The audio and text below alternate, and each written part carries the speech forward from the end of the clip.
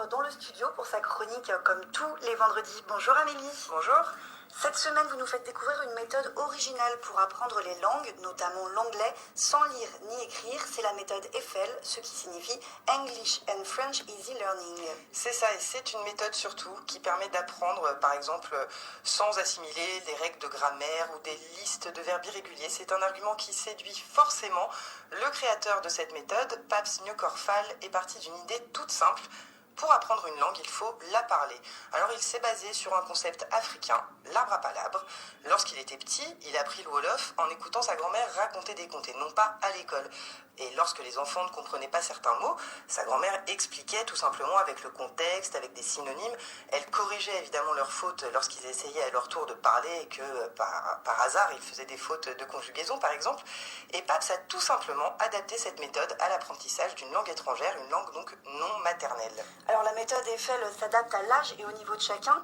Et pour les enfants, tout est basé sur le jeu. C'est bien ça, Mélignard ? C'est ça. Donc pendant un cours d'anglais, on ne leur parle évidemment qu'en anglais, en leur donnant par exemple le nom des différentes couleurs.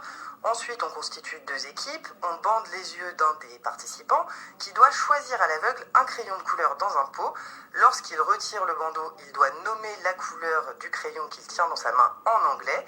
S'il se trompe, l'autre équipe peut répondre. Et comme bien sûr, on a tous toujours envie de gagner, on est vite motivé pour apprendre. La méthode Eiffel utilise également des chansons qui sont mimées pour que les enfants les comprennent, des comptines, etc. L'idée, c'est vraiment qu'ils pensent en anglais. Il n'y a jamais de traduction de l'anglais au français. Et pour les adultes, en revanche, la méthode Eiffel, elle est plutôt basée sur des jeux de rôle adaptés aux besoins des apprenants. Alors, Pabst m'a donné l'exemple d'un banquier qui avait déjà des bases en anglais, il comprenait plutôt bien, mais il ne se sentait pas à l'aise à l'oral. Il avait besoin d'acquérir du vocabulaire financier, notamment pour pouvoir négocier des marchés auprès de ses clients.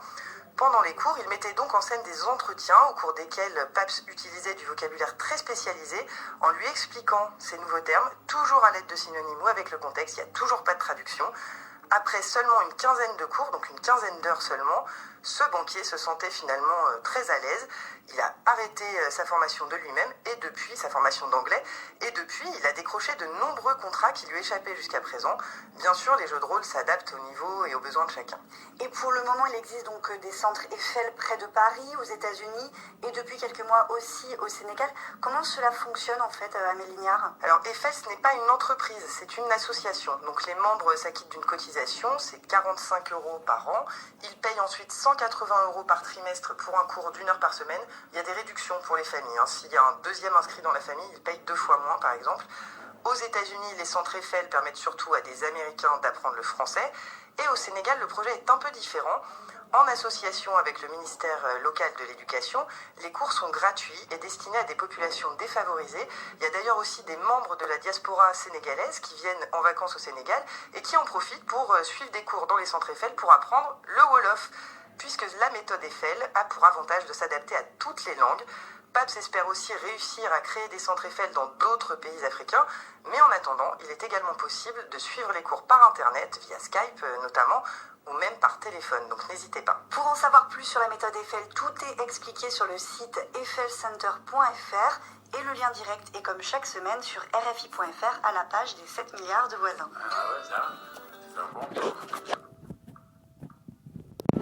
Claire Lecomte, il est possible de retrouver toutes vos réflexions dans votre livre « Des rythmes de